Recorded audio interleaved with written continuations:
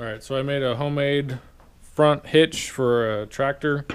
It's an Allis Chalmers 185, but something like this should work with any tractor as long as you have a clear point to mount it to on the front. But all it is a receiver tube from Harbor Freight, kind of like this, but I cut it down,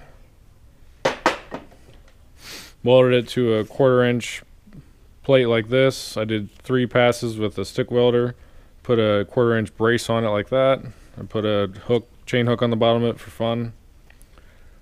I ran into some complications, I guess. One thing is the weights are on the front of the tractor, and where I wanted to mount this is where the weights hang, and wanted to keep the weights because it doesn't make much sense to whenever you want to use the hitch, gotta take the weights off, just bolt it on. Then whenever you want to use the weights, take this off, put the weights back on.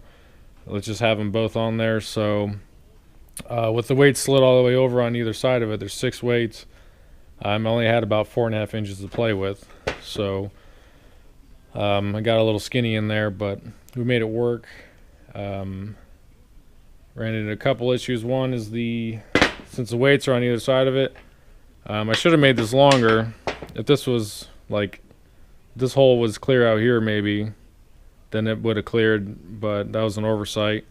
But with the weights on either side of it, I can't get a full length pin in to come in from this side and go in, so ended up having to be creative and come up with some elaborate solution. But I just made a 2-piece pin that'll come in from either side of it here, and then thread in the middle. All it is 3/8 bolt welded to a piece of a pin that I cut up, and then one of these nut extension coupler things, and that was welded to the end of a 1/2-inch bolt, so it has threads in it, and then they meet in the middle like that. So this will mainly be used to push wagons around, so it's easier to back a wagon up if you're pushing it with the front of the tractor instead of actually backing the tractor up. But being a receiver tube, you can use it for whatever, literally anything that'll slide in here. You can now mount to the front of the tractor, which is pretty cool. A couple other things that I did is one, it's a mostly non-permanent install, so it just bolts on. I didn't want to just weld to the front of the tractor, but I did have to modify a couple things. So one is I cut these off of the tractor. These were like little bumpers where the weights sat, and then this was just at the very end of it to, I guess, keep the weights from going a little bit further over, so to give me like an extra inch or so, which the weights would go on top of it, but then they're a little higher on that part, so it looked dumb. But here's that piece that I cut off, and those just went on here on either side. So I cut these off, no big deal, and then drilled 4 holes in the front of the tractor, and that was it. And then for the weights, I only did this to 2 weights to give me a little extra room, but they have these little raised sections here, like little like rub guards, I guess, I don't know, but they're about 0.1 inch tall.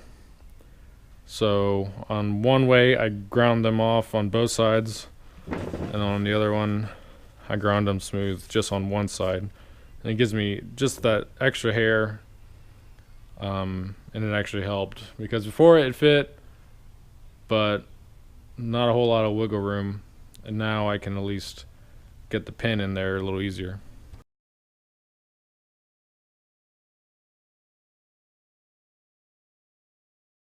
So the beauty of it is the versatility. So you can put receivers into it,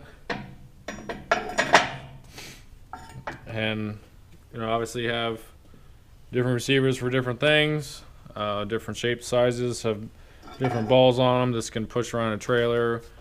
You can put a winch mount on the front of it. You can put a freaking cargo rack like this.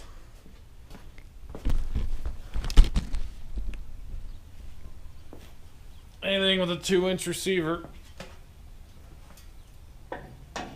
There you go.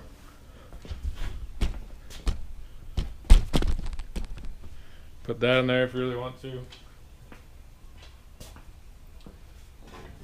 But we're mainly going to use it for pushing wagons.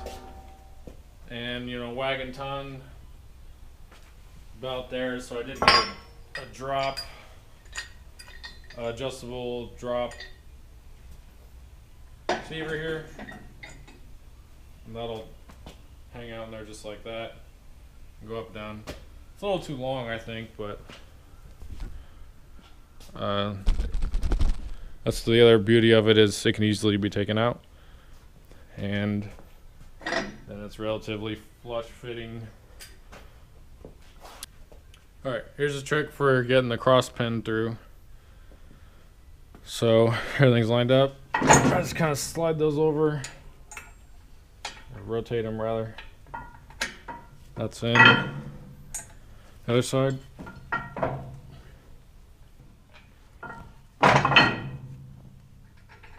we go.